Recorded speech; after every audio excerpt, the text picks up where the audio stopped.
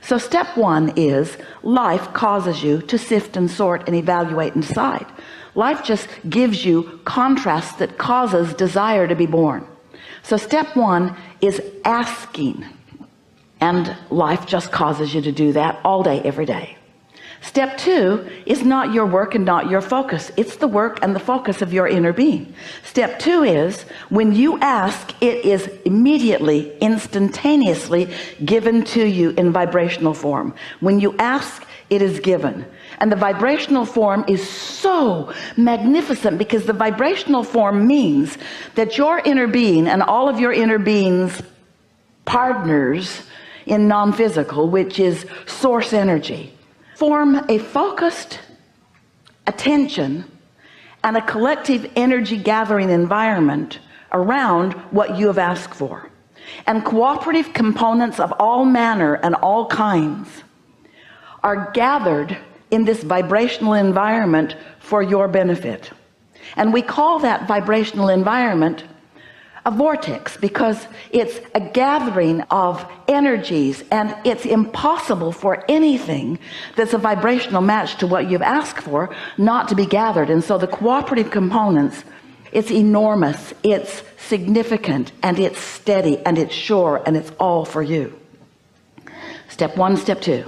Step three is, now you who have been somewhat resistant when you knew what you didn't want, which caused you to know what you do want, now your work is to focus upon what you do want rather than justify why you don't want what you don't want.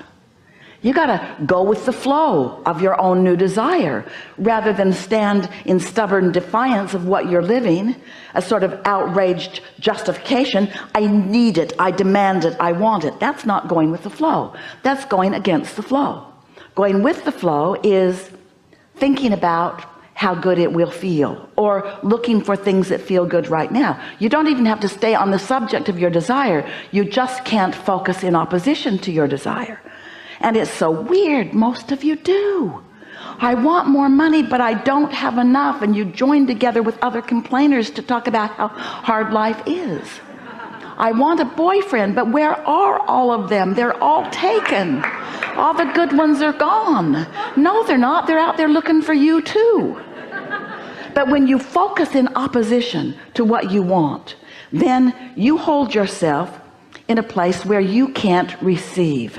And that's what step three is. Step three is practicing thoughts of positive expectation. Step three is thinking about what you do want rather than what you don't want. Step three is feeling worthy enough to receive what you want.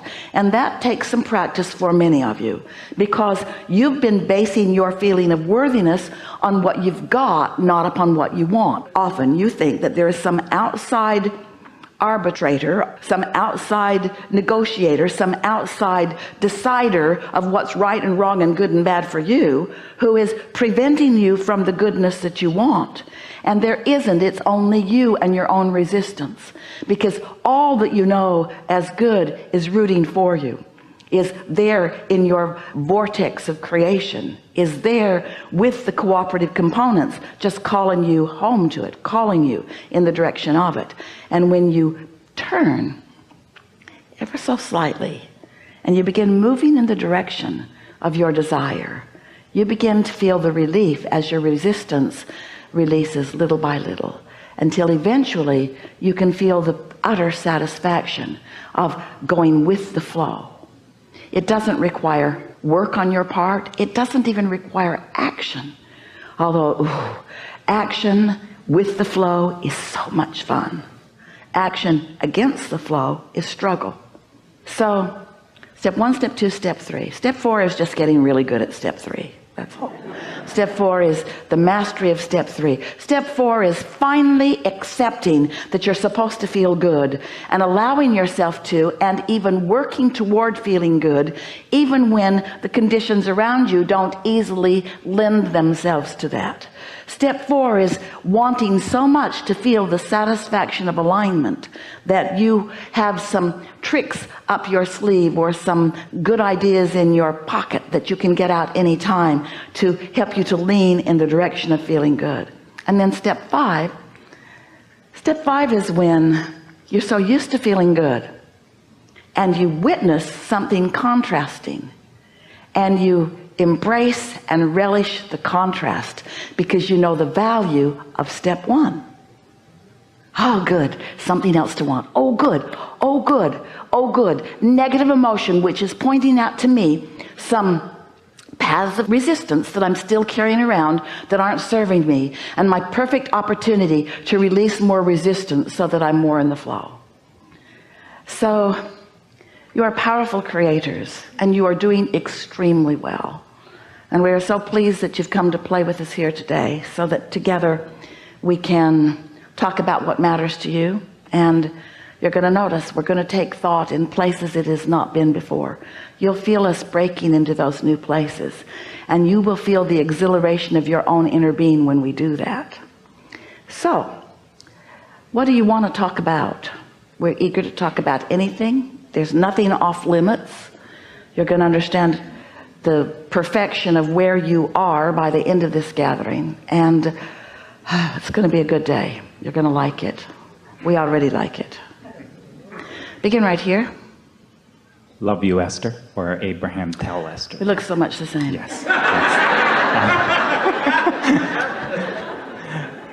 Those who know Esther do know the difference, however. I am very clear of the difference. It's very clear. And I do love and appreciate Esther. Yeah. For As do we. Yes. So there is some theme to this, but you've said before that every thought that's ever been thought still exists. Yeah. Because everything is a state of becoming, and every relationship is eternal, and every vibration is vibrating, and because of law of attraction, every vibration is expanding. Nothing ceases to be. Yeah, yes. And when I hear that, then I think about that in the manifested. When we say there's no regression, which means you can't fall back from the furthest place that you've expanded to, that's true of every vibration. No vibration ever becomes less. Every vibration continues to become more, which only serves to create this more perfect environment of potential from which to choose. That's why you want to be a deliberate creator, able to focus your thoughts in the direction that you want, so that you can choose from this plethora of possibilities that which your inner being is in agreement with, which is the positive energy of all of it. Okay, and that's where I was next. Yeah. So my inner being hears, resonates with, knows my pure positive desire. And only that. When you focus upon what you don't want, your inner being does not. Because every subject is two subjects. There's two ends of the stick. So when you focus upon what you don't want, there's another end of the stick that lights up, which is where your inner being gives attention. Yeah, so that's the part. So inner being source is only pure positive desire. Doesn't have access to any vibrational frequency that is less than what it is. Okay, that deviates. So when you give birth to a desire that resonates with your inner being, that's where your inner being is, and your inner being never looks back. So your inner being never spends any time justifying your desire. So every thought that's ever been thought still exists, and this is... But that doesn't mean inner beings are thinking them. Oh, okay. So... Because, you know, a thought thinks itself. Yeah, how a thought does that? And a vibration and a frequency and an energy, these are all similar words. But when humans think of thoughts, you think of thinkers. So then you think, well, who's thinking these thoughts? And those negative thoughts are being thought and perpetuated by humans who are still in that I know what I don't want phase. Part of in your teachings is as I withdraw attention. By giving your attention to something else. So I'm because no one can withdraw attention, because you can't cease to think. I'm not going to think about that. I'm not going to think about that. I'm not going to think about that. I'm not going to think about that thing I'm thinking about. I'm not going to think about that thing I'm thinking about. I'm not going to think about it. I'm not going to think about it. The whole time you're not thinking about that thing you're not thinking about, it's getting bigger and bigger and bigger and bigger and bigger. But you're not thinking about it, but you're not thinking about it. You're thinking about it, but you're not, you don't think you're thinking about it, but you're thinking about it because you can't stop thinking about it as long as you're focused on it, you're thinking about it. Yeah. Yeah. Yeah. Yeah. So if I can distract myself and with shift attention, activate a different vibration. It's interesting, even the word distraction, feel how distraction means not thinking about that. Where attraction or attention, so rather than distraction, I want to give my attention. Now we're talking about all those thinking things. Let's just switch it up just a little bit, and instead of thinking about what we're thinking about, let's start thinking about what we're feeling. So if you let the distraction be, I want to feel good, I want to feel good, I want to feel good, it's an easier switch because your inner being is thinking about what you want to think about, and it doesn't take very much of you thinking about how good it would feel to think about what you want to think about to hook in to what your inner being's thinking about, and then you're off and running. Yeah. So there's something there that knowing that intention, that wanted, and it's feeling my way into that feeling. There's two sides to every equation. There's unwanted and wanted. And every time a subject comes up, it really is like a long stick with both ends on it. And when you step into a situation, you're somewhere along the spectrum of that stick, from all the way not wanted to all the way wanted and something in between.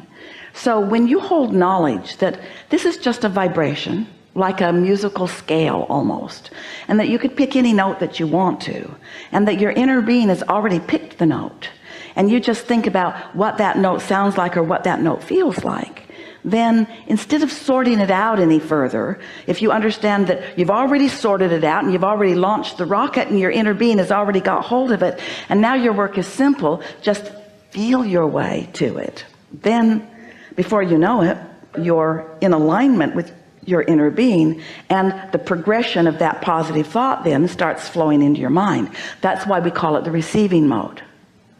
For a while we were saying to you, so you've created this vortex and now you got to get in it, you got to get in there. And you didn't really like the idea of that. We wrote 2 books about it, trying to convince you that if you would just get in there, that you'd feel so much better. But it felt odd to you. How do I get into something I can't even see? We said, feel your way in. Oh, thanks a lot, Abraham. That's really helpful. But we wanted you to understand the concept of it. And so then we came to helping you to realize that there's a vibrational frequency there that is full of ideas and full of a path to everything you want, full of impulses and ideas and paths and rendezvous and the exhilaration of life, that anything you want can manifest right before your eyes with you right in on every step of it, which is just the way you like it. But that you've got to be in the receiving mode, which means you've got to be in the vibrational vicinity of what's in your vortex, which means since your vortex is a very high frequency because there's no resistance within it, you've got to allow your own vibration to rise. And when you do, then what's in your vortex flows into your mind, ideas and impulses. And once you get into that mode where an idea flows and you follow it and you see the payoff, so you understand that what you did was you quieted your mind enough that you allowed your vibration to rise, because when you were not perpetuating a lower vibration, then a higher vibration just took over, because that's what's natural. Just like when you let go of the cork, it will float. When you let go of your vibration, it will rise. And then when you start receiving ideas, then you understand, that's the receiving mode. That's what it feels like to be in the receiving mode of my vortex. That's what it feels like to be in such concert with my inner being that in snatches of time, I know what my inner being knows. That's really what Esther demonstrates when she allows us to flow through her. She's demonstrating the receiving mode of being in such perfect sync with the vibration of Abraham that what we know in the moment of our knowing is her knowing. And it's so complete that she can find words that are as perfect as her vocabulary will allow them, and sequence of words that will convey to you what we mean.